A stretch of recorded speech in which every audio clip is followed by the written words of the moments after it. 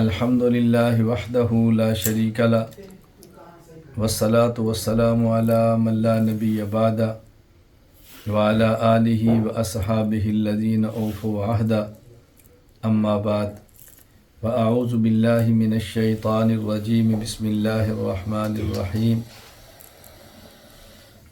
وما كان لمؤمن ولا مؤمنة إذا قضى الله ورسوله أمرا أن يكون لهم الخيرة یا رب صل وسلم دائما ابدا على حبیبک خیر الخلق كلهم هو الحبیب الذي ترجى شفاعته لكل هول من الأهوال مقتحم اللهم صل على محمد وعلى آل محمد كما صليت على إبراهيم وعلى آل إبراهيم إنك حميد مجيد اللهم بارک علی محمد وعلی آل محمد کما بارکت علی ابراہیم وعلی آل ابراہیم انک حمید مجید۔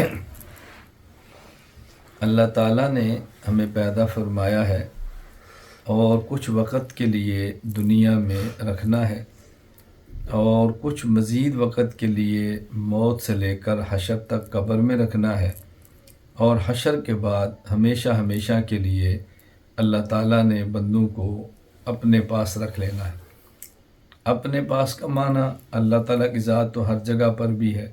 جب ہم اپنے پاس کہتے ہیں تو اس کا معنی یہ ہے ایک ایسی جگہ پر بندے نے چلا جانا ہے جہاں پر بندے کے کوئی اختیارات نہیں ہوں گے۔ دنیا میں انسان کے اختیارات اللہ دیتے ہیں، اس کو طاقت دیتے ہیں، قوت دیتے ہیں، قدرت دیتے ہیں اور پورا اختیار دیتے ہیں کہ جو چاہے کرے۔ موت کے بعد کی زندگی ایسی ہے کہ جس میں انسان کے اپنے اختیارات پھر ختم ہو جائیں گے کہ مرضی سے کھا لے، مرضی سے پی لے، مرضی سے کھیل لے، مرضی سے کود لے، ایسا نہیں ہے۔ موت کے بعد حشر تک تو پھر انسان کا حساب کتاب ہے اجمالی درجے میں، انسان کی پھر من مانی زندگی ختم ہو جاتی ہے، اور قیامت کے بعد جب قیامت کو سوال جواب ہو جائیں گے، کافر جہنم میں چلے جائیں گے، مسلمان جنت میں چلے جائیں گے، اور اگر کچھ مسلمان جو فاسق ہیں، گناہوں کے مرتکب ہیں، بد عمالیوں کی وجہ سے جہنم میں چلے بھی گئے ہیں، ایک وقت ہے کہ اللہ تعالیٰ ان کو اپنے کرم سے جہنم سے نکال کر جنت میں بھیج دیں گے، یا وہ اپنے گناہوں کی سزا مکمل کر کے جہنم سے جنت میں چلے جائیں گے، یا اللہ تعالیٰ کسی محبوب بندے کی وجہ سے یا کسی محبوب عمل کی وجہ سے ان کی شفاعت قبول فرما لیں گے اور جنت میں بھیج دیں گے۔ پھر جنت میں جانے کے بعد ہمیشہ جنت والے وہاں رہیں گے اور جہنم والے جہنم میں رہیں گے۔ جہنم والوں کے جہنم میں اختیارات ختم ہو جائیں گے اور عذاب بھگتیں گے، اور جو اہل جنت ہیں اللہ تعالیٰ ان کو ایسی نعمتیں عطا فرمائیں گے کہ جس کے بارے میں اللہ قرآن کریم میں فرماتے ہیں وَلَكُمْ فِيهَا مَا تَشْتَهِي أَنفُسُكُمْ وَلَكُمْ فِيهَا مَا تَدَّعُونَ۔ تمہیں پھر وہ کچھ ملے گا جو تم مانگو گے، تمہیں وہ کچھ ملے گا جو تم چاہو گے۔ اور رسول اکرم صلی اللہ علیہ وسلم نے بڑے جامع اور مختصر الفاظ میں یہ بات ارشاد فرمائی اور سمجھایا کہ جنت خدا نے ایسی عطا فرمائی ہے کہ آج تک لا اذن سمعت، کسی کان نے وہ منظر سنا ہی نہیں ہے، اور نہ ہی کسی آنکھ نے عین الرأت اس کو دیکھا ہے، ولا خطر علی قلب بشر، کوئی بشر سوچ بھی نہیں سکتا دنیا میں کہ وہ کیسی نعمتیں ہوں گی۔ انسان کی سوچ سے ماورا اور انسان کے تصور سے بڑھ کر خدا وہ نعمتیں عطا فرمائیں گے، اور پھر وہاں جب اللہ انسان کو یہ اختیار دے دیں گے اب تم جو چاہو کرو۔ اب زندگی وہ نہیں ہے کہ جس کے کرنے پر ثواب ہے اور نہ کرنے پر گناہ ہے، وہاں گناہوں کا سلسلہ ہی ختم ہو جائے گا۔ جہنم میں جنت میں انسان وہی کرے گا جو اللہ تعالیٰ چاہیں گے، اللہ کی مرضی ہوگی، اللہ کی رضا ہوگی، اور وہاں پھر وہ اعمال کی دنیا نہیں ہے، وہ اعمال کے جزا کی دنیا ہے، وہ اعمال کی دنیا نہیں ہے، وہ انعام کی دنیا ہے۔ جنت خدا نے اس لیے نہیں بنائی کہ انسان وہاں اعمال کرے، وہ اس لیے بنائی جو دنیا میں اعمال کیے ہیں اس کے بدلے وہاں پر اچھے لے، اللہ کی رضا، اللہ کی نعمتیں، اللہ کا دیدار، اور یہ ساری نعمتیں وہاں پر اس کو ملیں گی۔ اگر وہاں کوئی انسان عمل کرے گا بھی تو وہ عبادت کے لیے نہیں، وہ تلذذ کے لیے ہوگا، مزے کے لیے ہوگا، لذت کے لیے ہوگا۔ اللہ میں بات سمجھنے کی توفیق عطا فرمائے۔ تو یہ دنیا کا مختصر سا ایک عرصہ ہے جس کو ہم نے اللہ کی مرضی کے مطابق گزارنا ہے، رسول اکرم صلی اللہ علیہ وسلم کی سنت کے مطابق گزارنا ہے۔ اور اس میں اگر ہم یہ چاہیں کہ ہم اپنی زندگی کو اللہ کے حکم کے مطابق گزاریں، رسول اکرم صلی اللہ علیہ وسلم کی سنت کے مطابق گزاریں، تو اس کا طریقہ سیکھ لو۔ میں آج کی مجلس میں یہی بات سمجھانا چاہتا ہوں۔ اللہ مجھے سمجھانے کی بھی توفیق عطا فرمائے، اللہ تعالیٰ مجھے بھی عمل کرنے کی توفیق عطا فرمائے کہ ہم دنیا کی مختصر سی زندگی کیسے گزاریں کہ دنیا کی زندگی بھی کامیاب ہو اور موت کے بعد بھی کامیاب ہو۔ اس کا طریقہ کیا ہے؟ دنیا ہم نے ایسے گزارنی ہے جیسے اللہ کا حکم ہے اور رسول اکرم صلی اللہ علیہ وسلم کا طریقہ ہے۔ دیکھیے ہم کلمہ پڑھتے ہیں لا الہ الا اللہ محمد الرسول اللہ صلی اللہ علیہ وسلم۔ لا الہ الا اللہ کا معنی تو یہی ہے کہ ہم اللہ کے علاوہ کسی کا حکم نہیں مانیں گے، اور محمد الرسول اللہ کا معنی یہی ہے ہم حضرت محمد صلی اللہ علیہ وسلم کے علاوہ اور کسی کا طریقہ اختیار نہیں کریں گے۔ ظاہر ہے جب اللہ پاک کا حکم ہم نے ماننا ہے تو اللہ کے حکم پر عمل کیسے کریں گے؟ اللہ تعالیٰ کے حکم پر عمل اسی طریقے پر کریں گے جس طریقے پر رسول اکرم صلی اللہ علیہ وسلم نے کر کے دکھایا ہے۔ اب اللہ کے حکم پر چلنا اور رسول اکرم صلی اللہ علیہ وسلم کے طریقے کے مطابق چلنا، اللہ کے حکم پر عمل کرنا، نبی کریم صلی اللہ علیہ وسلم کی سنت اور طریقے کے مطابق کرنا، یہ ہے جو زندگی میں کامیابی کی ضمانت ہے اور کامیابی کی کنجی اور چابی ہے۔ اب یہ چیزیں کیسے ملیں؟ ہمیں اللہ کے حکم کا کیسے پتہ چلے؟ رسول اکرم صلی اللہ علیہ وسلم کے طریقے کا کیسے پتہ چلے؟ یہ بات ذہن نشین فرما لیں۔ اللہ تعالیٰ کی ذات کو ہم دنیا میں نہ دیکھ سکتے ہیں، اور اللہ تعالیٰ کی ذات کو ہم دنیا میں ان کانوں سے نہ سن سکتے ہیں، تو اللہ تعالیٰ کی بات تو ہمیں پہنچائیں گے رسول اکرم صلی اللہ علیہ وسلم۔ اب نبی کریم صلی اللہ علیہ وسلم دنیا سے تشریف لے گئے۔ ہمارا مسلمانوں کا عقیدہ ہے قیامت تک اب کوئی نبی پیدا نہیں ہوگا، حضور اکرم صلی اللہ علیہ وسلم آخری نبی ہیں۔ اب ضرورت اس بات کی ہے کہ رسول اکرم صلی اللہ علیہ وسلم کے جو وارث ہیں ہم ان کے ساتھ اپنا تعلق جوڑیں، اور نبی کریم صلی اللہ علیہ وسلم کے کسی وارث سے پوچھیں کہ ہمارے اللہ کا حکم کیا ہے اور ہمارے نبی کا طریقہ کیا ہے۔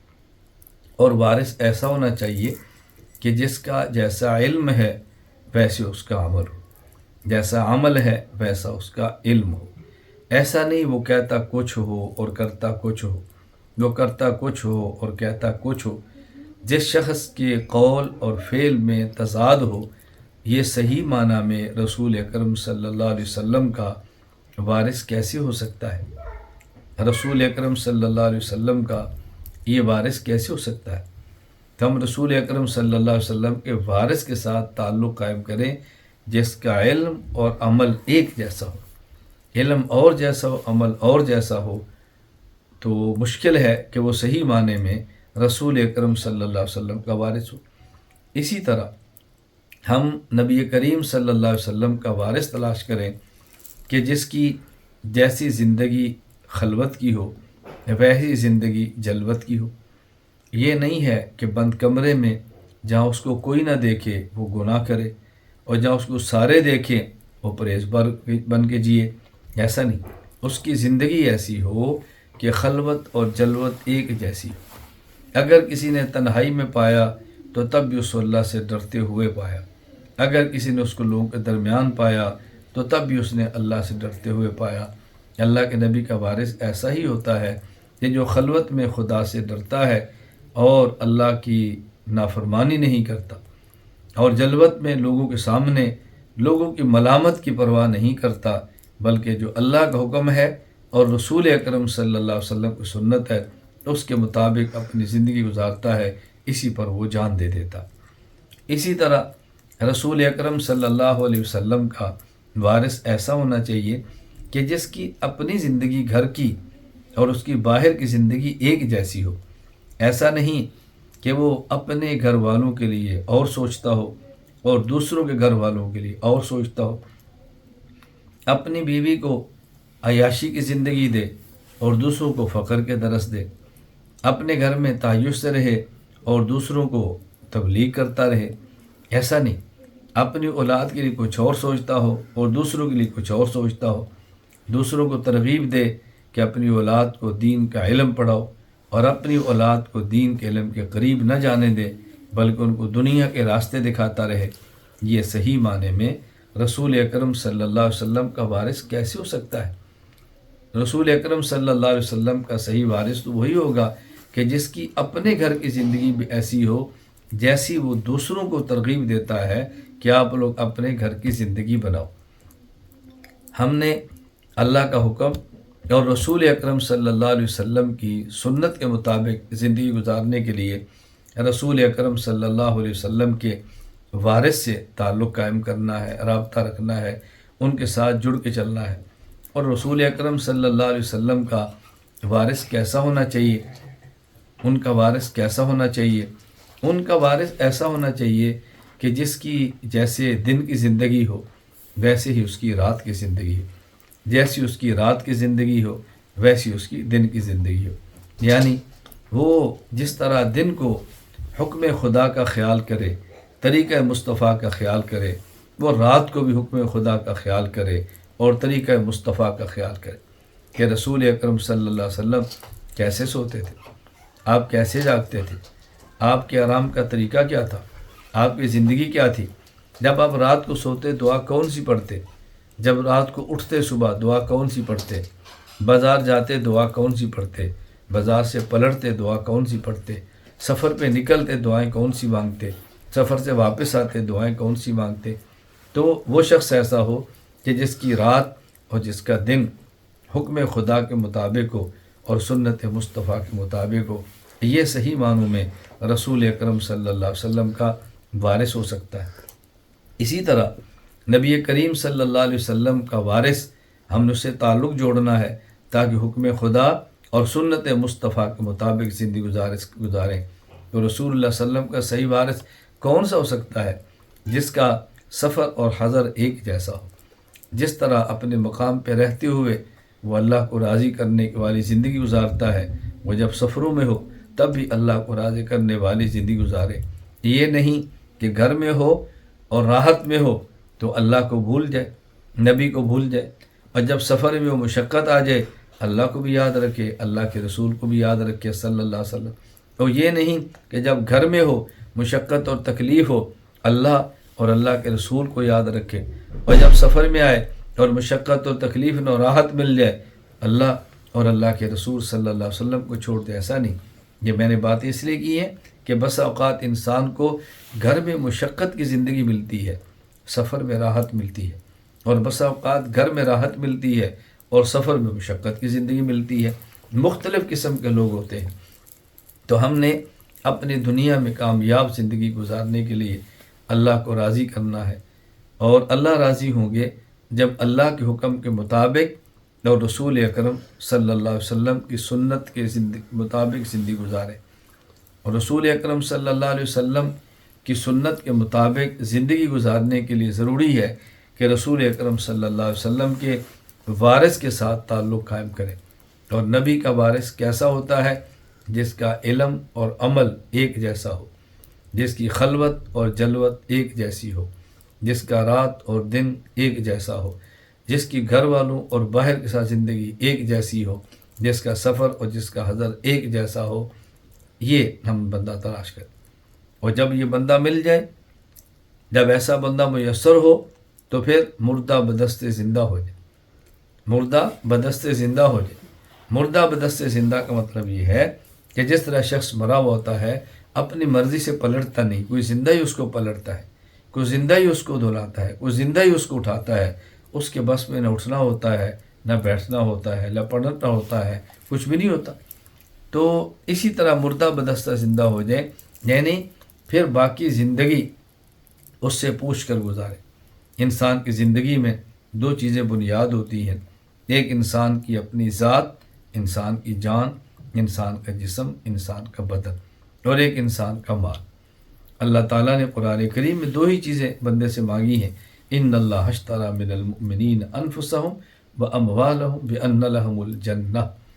اللہ تعالیٰ فرماتے ہیں کہ میں نے تمہارے مال اور جان کو خریدا ہے، مال بھی اللہ کے راستے میں لگاؤ اور جان بھی اللہ کے راستے میں لگاؤ، قتال اور جہاد پہ اپنی جان کو لگا دو۔ تو اللہ تعالیٰ نے جان اور مال دو چیزیں بندے سے مانگی ہیں۔ اب انسان کو چاہیے اپنا جسم، اپنا بدن ایسے شخص سے پوچھے، میں اپنے بدن کو کہاں کھپاؤں، اپنے بدن کو کس کام میں لگاؤں، میرے بدن کی ترتیب کیا ہو، اور اسی طرح جو میرا مال ہے میں اس مال کو کہاں لگاؤں، مال کو کتنا رکھوں، کہاں خرچ کروں۔ اس لیے کہ جس طرح مال کو حلال طریقے سے کمانا ہے، اسی طرح مال کو حلال طریقے پر لگانا بھی ہے۔ یہ نہیں کہ ہم کمائیں تو جائز طریقے سے اور لگائیں ناجائز طریقے سے، نہیں، کمانا بھی جائز طریقے سے ہے تو لگانا بھی، کمانا بھی جائز طریقے سے ہے تو لگانا بھی جائز طریقے سے ہے۔ جس طرح مال ببرکت وہی ہوتا ہے جو حلال کی کمائی کا ہو، تو پھر مال ببرکت وہی ہوتا ہے جو حلال جگہ پہ خرچ ہو۔ کمانے اور لگانے دونوں میں ہمیں خیال کرنا ہے۔ تو ایسا شخص مل جائے تو اس کے ساتھ پھر مردہ بدست زندہ کی طرح وقت گزارے۔ میں ہمیشہ یہ بات کہا کرتا ہوں، میں آپ حضرات کو، مردوں کو، عورتوں کو، حضرات کو، خواتین کو، بیٹوں کو، بیٹیوں کو یہ نہیں ترغیب دیتا کہ آپ مجھ سے بیعت کر لیں یا مجھ سے تعلق جوڑ لیں۔ میں کہتا ہوں کسی اہل حق سے تعلق جوڑیں، اور تعلق ایسے شخص سے جوڑیں، نمبر 1 جو متبع سنت ہو، نمبر 2 اپنے شیخ کا صحبت یافتہ ہو، نمبر 3 اپنے شیخ کا اجازت یافتہ ہو، نمبر 4 اس کے ساتھ آپ کا مزاج ملتا ہو، نمبر 5 اس کے ساتھ آپ کا رابطہ ہو سکتا ہو۔ ایسا شیخ تجویز کرے، مجھ سے نہیں، کسی سے بیعت کا تعلق قائم کرے، کسی سے اصلاحی تعلق قائم کرے، پھر زندگی اس کی منشا کے مطابق گزارے۔ آپ کو یاد ہے بہت سارے حضرات میری بات کو سن رہے ہیں، بہت ساری خواتین سن رہی ہیں، اور کتنے آج بھی نہیں ہوں گے۔ میں نے گزشتہ ماہ بھی تمام کو اطلاع دی تھی کہ آپ ماہانہ خان کے مجلس کو سنتے ہیں؟ بعضوں کا جواب ہے جی پابندی سنتے ہیں، بہت سارے کا جواب ہے جی نہیں سنتے، کسی نے کہا جی غفلت ہوتی ہے، کسی نے کہا جی آئندہ سنیں گے۔ تو میں یہ بات بارہ سمجھاتا ہوں کہ جب آپ ایک ماہ میں 1 گھنٹہ اپنے شیخ کو نہیں دے سکتے تو فائدہ کیسے ہوگا، اس بیعت کا نفع کیسے ہوگا، تبدیلی زندگی میں کیسی آئے گی، اپنی اصلاح کیسے کریں گے؟ مجھے آپ بات بتائیں۔ اگر ہم ایک شخص کو اپنا ڈاکٹر بنا لیں، اس کو فیس بھی دے دیں، لیکن نہ اپنا مرض اس کو بتائیں، نہ اس کی تجویز کردہ دوا کا استعمال کریں، تو علاج کیسے ہوگا؟ اس میں ڈاکٹر کا قصور کیا ہے؟ ہم ایک شخص سے بیعت بھی کر لیں، اصلاحی تعلق بھی بنا لیں، ان کے ہاتھ میں ہاتھ بھی دے دیں، ان کے ہاتھ پہ توبہ کی کلمات بھی پڑھ لیں، نہ اپنے امراض ان کو بتائیں اور نہ ہی ان کے تجویز کردہ علاج کو اپنائیں، تو مجھے آپ بتائیں کہ پھر اصلاح کیسی ہوگی؟ اس لیے اگر ہم اپنی اصلاح چاہتے ہیں تو کسی ایسے شیخ سے تعلق قائم کر لیں جو متبع سنت ہو، اور وہ شیخ کا صحبت یافتہ ہو، اس نے اپنے شیخ کی صحبت میں وقت گزارا ہو، کیونکہ انسان میں جو تبدیلیاں آتی ہیں وہ صحبت سے آتی ہیں، محض علم سے نہیں آتی، محض کتابیں پڑھنے سے نہیں آتی۔ حکیم الامت مولانا اشرف علی تھانوی نور المرقد فرمایا کرتے کہ میں نے کتب بینی کم کی ہے، کتب بینی زیادہ کی ہے۔ پہلی کتب بینی کاف، پھر آگے تا، کاف ترکیہ والا کاف، کتاب والا کاف، کتب بینی آگے با ہے، یعنی میں نے کتابوں کو کم پڑھا ہے، حضرت کی تواضع تھی، میں نے کتابوں کو کم دیکھا ہے، لیکن کتب قاف موٹا 2 نقطے والا اور طا قطب ولی، فرمایا میں نے کتب بینی کم کی ہے، کتب بینی زیادہ کی ہے، یعنی میں نے کتابیں کم پڑھی ہیں، اولیاء کی صحبت وقت زیادہ گزارا ہے۔ انسان میں تبدیلیاں جو آتی ہیں وہ صرف علم اور مطالعہ سے نہیں آتی، وہ تبدیلیاں آتی ہیں اپنے شیخ کی صحبت میں رہنے سے۔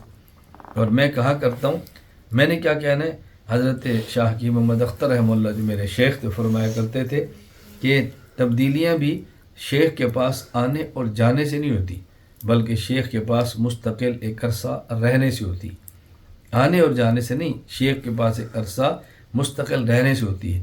اگر مرغی کے پروں کے نیچے انڈے رکھ دیں اور 21 دن مسلسل نہ رکھیں، انڈا رکھیں اٹھا لیں، پھر رکھیں پھر اٹھا لیں، یہ انڈا خراب ہو جائے گا، اس سے بچہ پیدا نہیں ہوگا۔ اگر مرغی کے پروں کے نیچے انڈا رکھ کے بچے لینا چاہتے ہیں تو اس کو 21 دن تسلسل کے ساتھ مرغی کے پروں میں رکھے تو بہترین اس سے بچہ نکلے گا اور اس سے یہ چوزا تیار ہو جائے گا، وگرنہ بہت مشکل ہے کہ ہمیں کوئی چوزا ملے۔ یہ بات اچھی طرح ذہن نشین فرما لیں۔ اللہ تعالیٰ مجھے اور آپ سب کو یہ باتیں سمجھنے کی توفیق عطا فرمائے۔ اللہ ہمیں شریعت کے مطابق اپنی زندگی گزارنے کی توفیق عطا فرمائے۔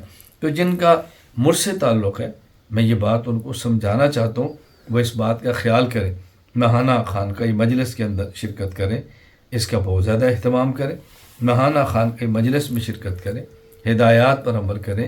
معمولات کا پرچہ دیا جاتا ہے، اس معمولات کے پرچے کے مطابق اپنی زندگی گزاریں۔ پھر میں تو اذکار بھی بہت زیادہ نہیں دیتا، اذکار بہت تھوڑے دیتا ہوں، اور بہت تھوڑی سی ترتیب ہوتی ہے کہ صبح فجر کو سورہ یاسین پڑھ لیں، مغرب کے بعد سورہ واقعہ پڑھ لیں، عشاء کے بعد سورہ ملک پڑھ لیں، جمعہ کے روز سورہ کہف پڑھ لیں، اور 3 تسبیحات پڑھ لیں۔ نمبر 1 لا الہ الا اللہ 100 مرتبہ پڑھیں، پھر محمد الرسول اللہ صلی اللہ علیہ وسلم 100 مرتبہ استغفار پڑھ لیں، اور 100 مرتبہ درود پاک پڑھ لیں۔ کتنی مختصر سی ترتیب میں نے رکھی ہے، اور باقی وقت اپنا علم میں گزاریں، عمل میں گزاریں، اپنے گھر والوں کو دیں، اپنی ملازمت کو دیں، مزدوری کو دیں، تجارت کو دیں۔ کتنی آسان ترتیب بنائی ہے۔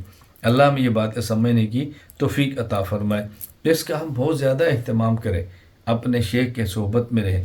مجھے بہت سارے احباب رابطہ کرتے ہیں اور پوچھتے ہیں، بس اوقات مرد حضرات پوچھتے ہیں، بعض ہماری خواتین بیٹیاں پوچھتی ہیں۔ مردوں کا تو پوچھنا یہ ہوتا ہے کہ ہمارا ملک دوسرا ہے، آپ کی صحبت میں کیسے آ سکتے ہیں؟ ہمارا ملک دوسرا ہے، کیسے پہنچ سکتے ہیں؟ میں گزارش کیا کرتا ہوں، وہ دور گزر گیا کہ ملک دوسرا ہے، اب ویزے لگ جاتے ہیں، انسان پہنچ پاتا ہے۔ ہاں، کوئی ایسا شخص کو ویزا بھی نہ لگتا ہو، اس کے بعد ٹکٹ کے پیسے بھی نہ ہوں، تو اس کے لیے پھر صحبت کا متبادل ہے۔ نمبر 1 مسلسل بیانات کو سنیں، روزانہ ایک مخصوص وقت نکالیں اور بیان سنیں، اور بیان کا طریقہ باقاعدہ وضو کریں اور 2 رکعت نفل پڑھیں، اور اصلاح کی نیت سے اپنے شیخ کے بیان کو آن کریں، لگائے اور بیان سننا شروع کر دیں۔ آپ دیکھنا زندگی میں تبدیلی کیسے آتی ہے۔ ماہانہ خانقاہ اجتماع میں بھی شرکت کریں تو اس کا یہی طریقہ ہوتا ہے۔ آپ کسی ملک میں بیٹھے ہوں، وضو کریں، 2 رکعت صلاۃ و توبہ پڑھیں، پھر بیان میں بیٹھیں، توجہ کے ساتھ بیٹھیں، یہ ذہن بنا کر میں اپنے شیخ کے سامنے بیٹھا ہوں، دوزانو ہو کر بیٹھے، تھک جائیں اپنی ہیئت کو بدل لیں۔ آپ دیکھنا زندگی بدلتی کیسے ہے، آپ دیکھنا کہ نفع کیسے ہوتا ہے۔ میری نصیحتوں پر عمل کر کے دیکھیں، اور جب تک یہ صحبت میسر نہ ہو تب تک کثرت کے ساتھ اللہ کا ذکر کریں، تہجد کا اہتمام کریں، تلاوت کا اہتمام کریں، ذکر کا اہتمام کریں۔ اور میں نے تو باقاعدہ 12 تسبیحات ریکارڈ کرا کر بھجوائی ہیں تاکہ کسی آدمی کو بھی ذکر کرنے کے اندر الجھن نہ ہو۔ اس لیے مرد حضرات کے لیے کوئی مشکل نہیں ہے۔ خواتین پوچھتی ہیں، ہم تو عورتیں ہیں، ہم صحبت میں کیسے بیٹھ سکتی ہیں؟ خواتین نے تو اگر کہیں صحبت میں بیٹھنا بھی ہے تو پردے کے ساتھ بیٹھنا ہے۔ مرید کا اگر عورت ہے تو شیخ سے پردہ ہے، پردے کے بغیر تو گنجائش ہی نہیں ہے۔ اس کا ہمیشہ خیال رکھیں کہ عورت نے تو پردے میں رہنا ہے۔ خواتین کے لیے یہی صحبت ہے۔ آپ بیانات کو سنیں، بیانات کو سنیں، بیانات کو سنیں اور اس عمل کی کوشش کریں۔ اپنے حلقہ احباب میں پھر اس کو عام کریں، دروس میں داخلہ لیں، کتب پڑھیں، ہمارے سسٹم کے اندر داخل ہو کے علم پڑھیں، عمل کریں۔ بس یہی صحبت ہے۔ اللہ میں بات سمجھنے کی توفیق عطا فرمائے۔ اللہ مجھے بھی اور آپ کو بھی پوری زندگی سنت کے مطابق زندگی گزارنے کی توفیق دے۔ اللہ ہمارا جینا سنت پر بنا دے، اللہ ہمارا مرنا سنت پر بنا دے۔ تو آپ یقین فرمائیں سنت کے اوپر زندگی گزارنے کی لذت ہی عجیب، مزہ ہی عجیب ہے، راحت ہی عجیب ہے۔ میں کیا آپ کی خدمت میں عرض کروں۔ جب انسان کو رسول اکرم صلی اللہ علیہ وسلم سے محبت ہو جائے تو پھر اللہ کے محبوب کی سنت کو ادا کرنے مزہ آتا ہے، اور جب پورا عالم مخالف ہو جائے تو پھر سنت پہ مزہ کرنے کا الگ ہی عمل کرنے کا مزہ ہوتا ہے۔ پورا عالم مخالف، یہ تب باتیں ہوتی ہیں کہ جب اللہ کے حبیب صلی اللہ علیہ وسلم سے عشق و محبت ہو جائے تو پھر ہی یہ باتیں سمجھ آتی ہیں۔ اللہ مجھے اور آپ سب کو عمل کرنے کی توفیق عطا فرمائے۔ اللہ تعالیٰ ہم سب سے راضی ہو جائے، اللہ ہم سب سے راضی ہو جائے۔ اللہ مجھے اور آپ سب کو عمل کی توفیق عطا فرمائے۔